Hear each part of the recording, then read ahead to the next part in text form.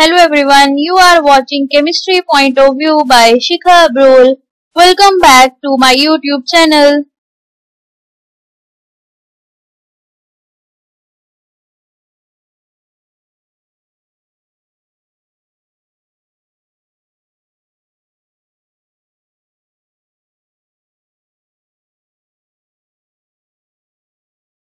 Thought of the day is, no one is born happy, but everyone is born with the ability to create happiness. Today topic is from chapter 3rd, class 12th, electrochemistry. In this lecture we will cover Faraday's law and numerical based on it. So first topic is, what is Faraday's law? Faraday, a scientist named as Michael Faraday, gave us two laws of electrolysis, that is Faraday's first law and Faraday's second law. So Faraday's first law क्या था? According to Faraday's first law, it is the amount of substance that is liberated or deposited at an electrode which is directly proportional to the quantity of electricity passed through an electrolyte. For example, अगर हम किसी electrolyte में से current pass करते हैं तो कितना substance एक इलेक्ट्रोड पे डिपॉजिट होगा, कितनी इलेक्ट्रिसिटी उसमें से पास हुई है उस पे डिपेंड करेगा. So weight of mass or weight deposited of a substance is directly proportional to Q, where Q is the charge passed. तो directly proportional के साइन को रिप्लेस करके हमने टर्म लिखी Z. This Z is known as a proportionality constant and इस law को जब modify करेंगे तो W equals to ZQ. Z हमारा एक कांस्टेंट ऑफ प्रोपोर्शनैलिटी है. Q द चार्ज का फॉर्मूला आपने पढ़ा हुआ IT, और जब n नंबर ऑफ ऑब्जेक्ट्स की बात करेंगे, n नंबर ऑफ इलेक्ट्रॉन्स की बात करेंगे, तब हम लिख लेंगे Q इक्वल्स टू NIT. तो इस तरह से हमारे पास W क्या बनेगा? W will be equals to NIT और साथ में आएगा Z.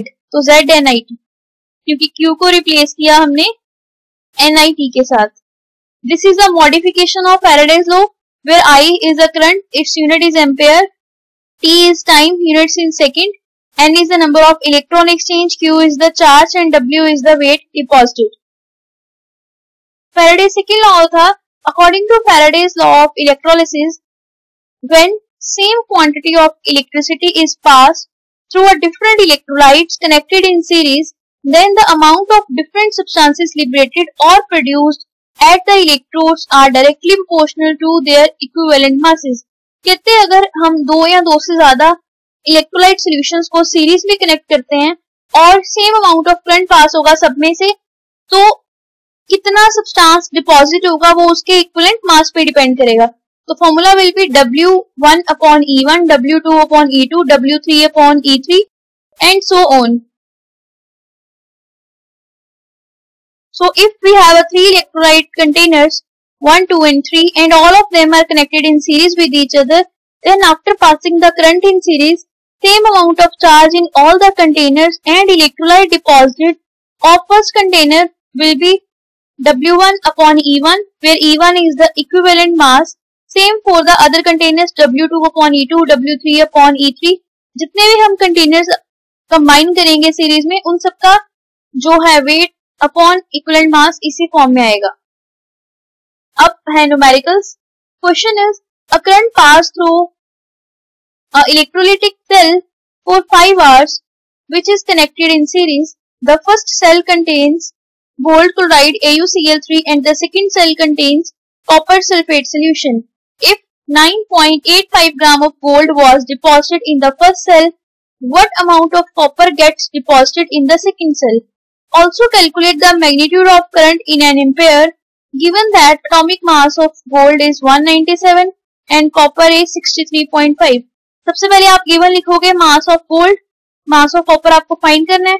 देन आपको फाइंड करना होगा equivalent mass. Equivalent mass of gold आप निकालोगे तो गोल्ड AuCl3 में आपको पता है Cl3 -1, तो 3 है तो -3, तो 3 से डिवाइड किया तो गोल्ड के लिए इक्विवेलेंट मास आ गया 69. पर जब आप कॉपर के लिए फाइंड करोगे तो कॉपर सल्फेट में चार्ज होगा CuSO4 और SO4 2 नेगेटिव, तो हमें 63.5 को 2 से डिवाइड करना है, तो we get 31.7.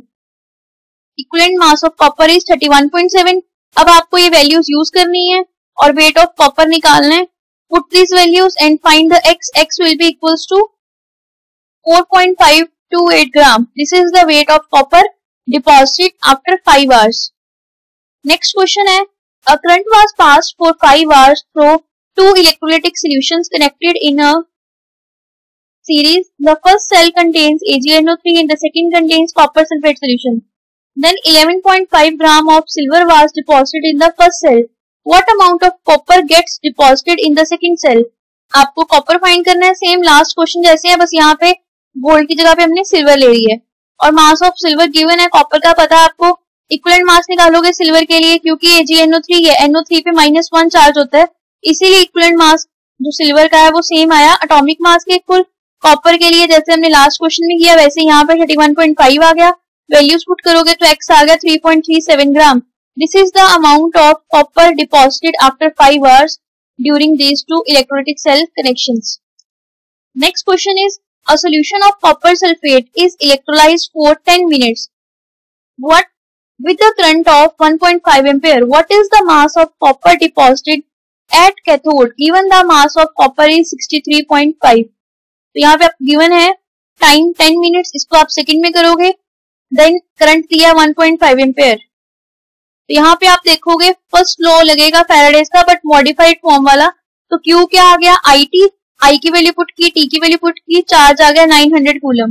Then copper sulphate break down हो रहा है कॉपर 2 पॉजिटिव में और SO4 2 नेगेटिव में, दैट मीन्स कॉपर 2 पॉजिटिव ये वाला जो है ये इलेक्ट्रॉन 2 गेन करेगा तब ये कॉपर सॉलिड बनाएगा और तब वो डिपॉजिट होगा।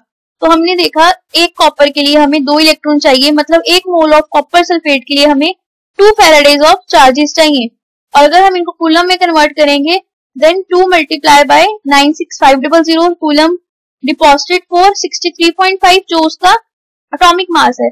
देन आपको फाइंड करना था 900 के लिए, क्योंकि हमारे पास यहाँ पे IT आया है 900, Q इक्वल्स टू 900 कूलम। इतने चार्ज के लिए कितना कॉपर डिपॉजिट होगा, तो हम क्या करेंगे इस टर्म को डिवाइड कर देंगे विद 63.5 के साथ और मल्टीप्लाई कर दिया 900 के साथ, तो हमारे पास आ गया 0.2961 gram. Weight of copper deposited will be 0.2961 gram. ये मैथमेटिकल कैलकुलेशंस है, जैसे आप लोगों ने लोअर क्लासेस में क्वेश्चंस किए थे, इतने टाइम में इतना डिस्टेंस कवर किया तो इतने टाइम में कितना डिस्टेंस कवर होगा, कुछ इसी तरह से इतने टाइम में इतना करंट पास हुआ है तो कितना कॉपर डिपॉजिट होगा, हमने ये फाइंड किया by finding the number of moles. पता हमें 1 मोल के लिए 2 फैराडे आ रहे हैं क्योंकि 2 इलेक्ट्रॉन चाहिए एक कॉपर को, बिकॉज कॉपर पे चार्ज होता है 2 पॉजिटिव का, जिसके कारण हमने उसको कूलम में कन्वर्ट किया। और हम यहाँ पे एक चीज और कर सकते हैं, 1 कूलम के लिए फाइंड करेंगे, अगर हम फाइंड करते हैं 1 कूलम के लिए 1 coulomb deposit copper equals to 63.5 divide by 2 and multiply by 96500 और फिर 900 के लिए 900 के साथ करने के लिए हम मल्टीप्लाई कर देंगे 900 के साथ। आप इस तरह से भी ये क्वेश्चन सॉल्व कर सकते हो, आंसर आएगा 0.2961 ग्राम। नेक्स्ट क्वेश्चन है, how many coulombs are required to produce, 2 part है, 20 gram of calcium from molten calcium chloride और 50 gram of aluminium from molten Al2O3। First part solve करेंगे, पहले हम कैल्शियम के लिए रिएक्शन लिखेंगे, कैल्शियम 2 पॉजिटिव 2 क्लोरीन नेगेटिव, फिर कैल्शियम को 2 इलेक्ट्रॉन चाहिए कैल्शियम बनाने के लिए, 1 मोल में 2 फैराडे चार्ज आ गया, तो 1 मोल और 40 gram of calcium require 2 multiply by 96500। 1 gram के लिए कितना होगा, this divide by 40 and then हमें फाइंड करना है 20 ग्राम के लिए, तो हमने साथ में मल्टीप्लाई कर दिया 20 के साथ, तो हमारे पास कितना चार्ज आ गया 96500 कूलम। इतना चार्ज रिक्वायर्ड है 20 ग्राम कैल्शियम को प्रोड्यूस करने के लिए from molten calcium chloride.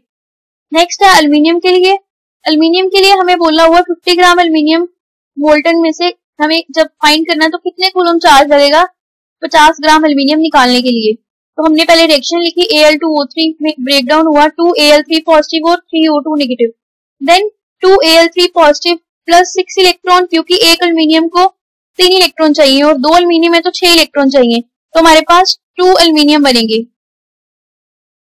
Then 2 मोल और 2 into 27 of aluminium require this much charge, क्योंकि हमें 6 इलेक्ट्रॉन चाहिए, कूलम में 6 into 96500 हो गया। और यहाँ पे मैंने 2 into 27 इसलिए किया है क्योंकि हमारे पास 2 एल्यूमिनियम है, एक का मास है 27, 2 का हो गया 54, तो 1 ग्राम के लिए फाइंड करोगे तो डिवाइड बाय 54 कर दिया, और 50 ग्राम के लिए करना है तो मल्टीप्लाई कर दिया 50 के साथ। तो हमें इतने कूलम ऑफ चार्ज चाहिए 5.36 10⁵ coulomb to find or to get 50 gram of aluminium from molten Al2O3. Next question is, when a current of 0.75 ampere is passed through copper sulfate solution for 25 minutes, 0.369 gram of copper is deposited at the cathode. Calculate the atomic mass of copper. सबसे पहले आपको given देखना है, given क्या है, then आप check करोगे. Current I आया 0.75 एम्पेयर, टाइम आया 25 मिनट्स, इसको हमने सेकंड में कन्वर्ट कर लिया और वेट आपको दिया हुआ 0.369 ग्राम. देन आपने चार्ज फाइंड किया, Q equals to IT, charge आ गया 1125 कूलम. इतने कूलम ऑफ चार्ज जो है इलेक्ट्रिसिटी डिपॉजिट कर रही है copper 0.369 gram. That means 1 coulomb के लिए कितना होगा, दिस डिवाइड बाय 1125, और आपको चाहिए 96500 के लिए, तो आप इसके साथ मल्टीप्लाई करोगे तो यहाँ पे आ गया 31.65 ग्राम. देयरफॉर इक्विवेलेंट मास निकाला आपने ये. अब इक्विवेलेंट मास इतना है तो आपको एटॉमिक मास निकालने के लिए क्या करना होता है, साथ में वैलेंसी से मल्टीप्लाई, और वैलेंसी होती है कॉपर की 2, तो वी गेट एटॉमिक मास 63.35. यही होता है कॉपर का एटॉमिक मास. और बाय दिस आप ये क्वेश्चन फाइंड करोगे. इन क्वेश्चंस की प्रैक्टिस करना. अगर कुछ ना पता लगे आप पूछ सकते हो. Thank you. Keep watching. Share if you find it useful. See you in the next lecture. Till then, keep learning. Bye bye.